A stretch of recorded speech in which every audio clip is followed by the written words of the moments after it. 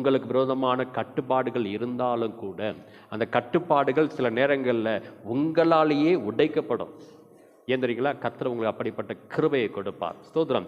யூதர்களுக்குள்ளே அதிகாரி, ஆலோசனைக்காரன், ஸ்தோத்திரம், கனம் பெற்றவன், பரிசேயன் சொல்லி 2 நபர்களுக்கும் மிகப்பெரிய உலக பிரகாரமான கனமும் மகிமை இருந்துச்சு. அரிமத்தியா ஊரானாகிய யோசேப்புக்கு ஆலோசனை சங்கத்தில் மிக முக்கியமான நபர். ஸ்தோத்திரம். கனம் பெற்றவன். ஸ்தோத்திரம். அந்த யூதர்களை ஊராகிய அரிமத்தியாவில் இருக்கக்கூடியவங்க எல்லாரும் யூத மட்டும் தான் இருப்பான்.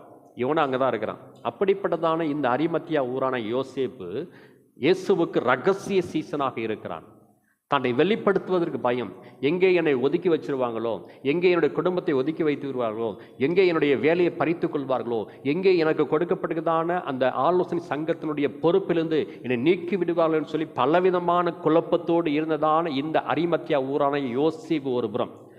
ஒரு நாள் இரவில் ஆண்டவராக இயேசு கிறிஸ்துவிடத்தில் வந்து நித்திய ஜீவனை அடைவதற்கு நான் என்ன செய்வேன் என்று கேட்டதான அந்த நிக்கதோமு ஒரு புறம்.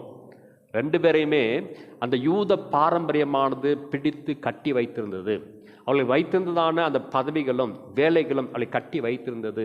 ஆனாலும் கூட ஆண்டவராக இயேசு கிறிஸ்துடைய மரணத்தின் போது இயேசு கிறிஸ்துடைய சரீரத்தை குறித்துதான அந்த பக்தி வைராக்கியமானது யூத பாரம்பரியத்தை உடைத்து நிர்மூலமாக்கியது.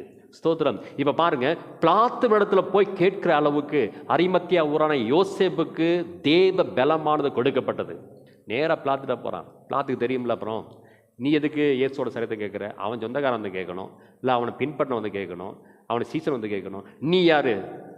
நிச்சயமாக பிளாத்துட்டு சொல்லியிருப்பாங்க, நானும் ஆண்டவராக இயேசு கிறிஸ்துவுக்கு சீசன் தான், அவரை பின்பற்றக்கூடிய நபர் தான் நான் சொல்லி அவன் சாட்சி சொல்லியிருப்பான்.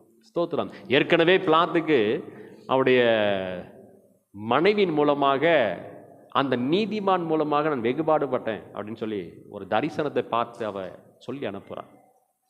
இந்த மனிதனிடத்தில் நான் ஒரு அநியாயத்தினை பார்க்கலன்னு சொல்லி பிளாத்துவே சாட்சி கொடுக்குறான்.